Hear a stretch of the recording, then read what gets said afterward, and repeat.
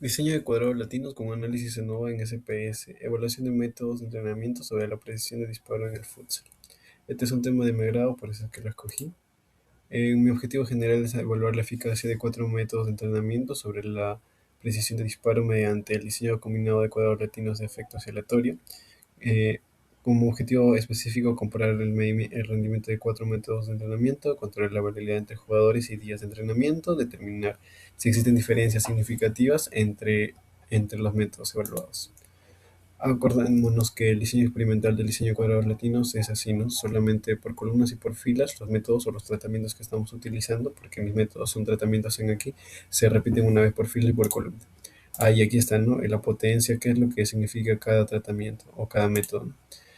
Bueno, nuestro tratamiento es el método, la respuesta son los aciertos, el bloque uno son los jugadores y el bloque 2 son los días, ¿no? En el SPS, el método jugador y día son tomados como factores fijos. Esto es para realizar la tabla NOVA, pero para que nos pueda dar igual, a la hora de analizar, lo trataremos como efecto aleatorio.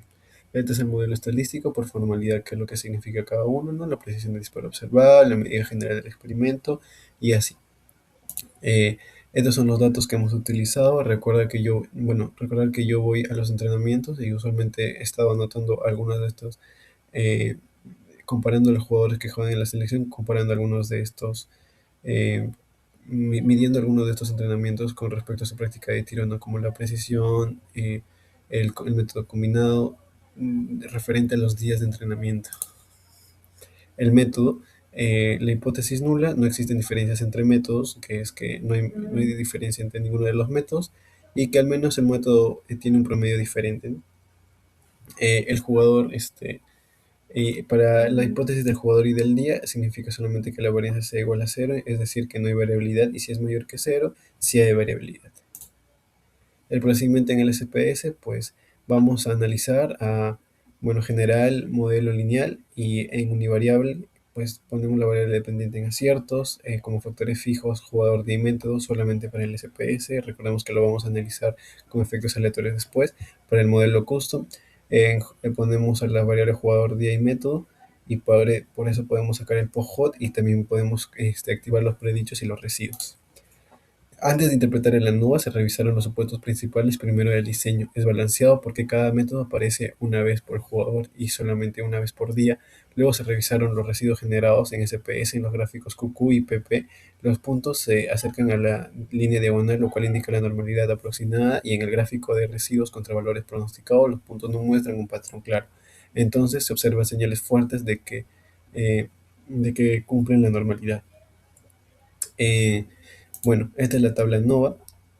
Podemos observar que el factor de método tiene una significancia de 0.004. Como esto es menor al alfa, se rechaza la hipótesis nula.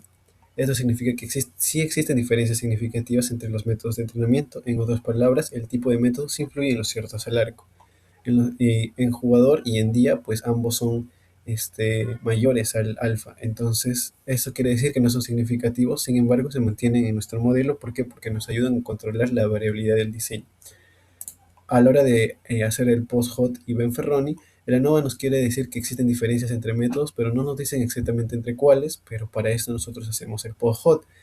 En estas pruebas se compararon el método por los pares, lo cual los resultados muestran que entre los métodos C y D tienen mejores resultados que A y B. Sin embargo, C y D no hay diferencia significativa, por eso ambos pueden considerarse como los métodos de mayor desempeño. Y aquí está el diagnóstico de los residuos, que en el gráfico de residuos frente a los valores pronosticados, que es el que está a la izquierda, podemos decir que los puntos se distribuyen sin un patrón claro. Eso nos indica que hay una señal fuerte de varianza no constante. Y en los gráficos QQ y PP están cerca de la línea diagonal. Esto nos indica que los residuos tienen un comportamiento aproximadamente normal.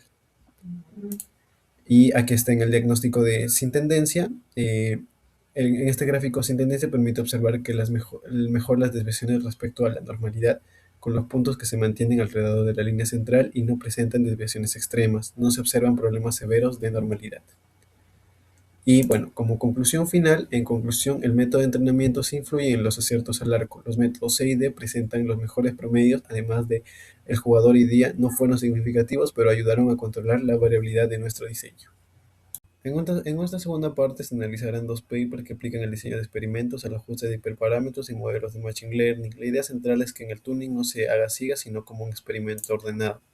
En el diseño de experimento explicado al tuning de hiperparámetros, para entender esta parte podemos hacer una comparación simple del diseño de experimentos, que es algo que se modifica en el experimento, y en Machine Learning ese factor sería el hiperparámetro. El nivel, pues es que toma ese hiperparámetro, por ejemplo, la profundidad de un árbol puede ser 3, 4, 5, esos son los niveles. La respuesta es la métrica del modelo, como el Accuracy, R2 o balanceado Accuracy, y una corrida experimental que equivale a entrenar y evaluar el modelo con una combinación específica. Y eso es lo que nosotros queremos, ¿no? Por ejemplo, que el tuning significa que ajustar los hiperparámetros. Un hiperparámetro es un valor que se define antes de entrenar el modelo, por ejemplo, la profundidad máxima de un árbol o el número de árboles en un random forest. Eh, en el paper de Luján Moreno, en el primer paper se aplica como que el diseño de experimentos y también la metodología de superficie de respuesta, que es el RSM para ajustar el modelo Random Forest. El Random Forest es un modelo que combina muchos árboles de decisión para mejorar la predicción, la respuesta que busca mejorar en el balanceo accuracy, que es una métrica útil cuando las clases no están equilibradas. Entonces, ¿no? Y este paper trabaja con 7 hiperparámetros, que son los que vienen aquí abajo, y cuando, por ejemplo, el entry es el número de árboles, el entry es cuántas variables se aprueban en cada división, y así, son diferentes hiperparámetros que se van probando.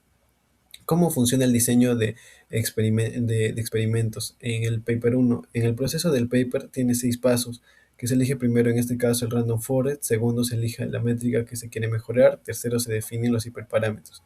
Luego se filtra, ¿no? Ese es screening, y es decir, identificar los hiperparámetros, reducen y esto, o sea, se ven si en realidad influyen en este resultado. Después se quedan solo con los hiperparámetros importantes y se aplican en la metodología de superficie de respuesta, que eso es lo que es el RSM, ¿no? Y que sirve para encontrar una zona óptima, es decir, una combinación de los hiperparámetros que mejoren el rendimiento del modelo. En el paper 2, en el árbol de regresión, en el segundo paper, un árbol de regresión es un modelo que divide datos de grupos para predecir un valor numérico. En este caso se usa para precios de viviendas, ¿no? La métrica de respuesta es R2 y eso mide qué tanto explica el modelo la variación del variable objetivo. Mientras más alto, mejor es el ajuste. Los hiperparámetros principales son MaxDip y Min Sample Sleeve.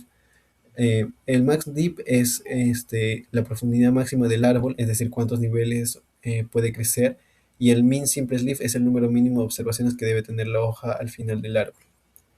El split plot o parcelas divididas. En este paper se usa un diseño de parcelas divididas, también llamado split plot, y este diseño se usa cuando el factor es más estructural y difícil de cambiar y otro se prueba dentro de este factor. En este caso, MaxDip funciona como una parcela principal porque define la estructura de este árbol. Luego, dentro de cada profundidad se miden los valores de min, sample, sleeve. Los folds o particiones de datos funcionan como bloques porque cada partición puede generar cierta variabilidad.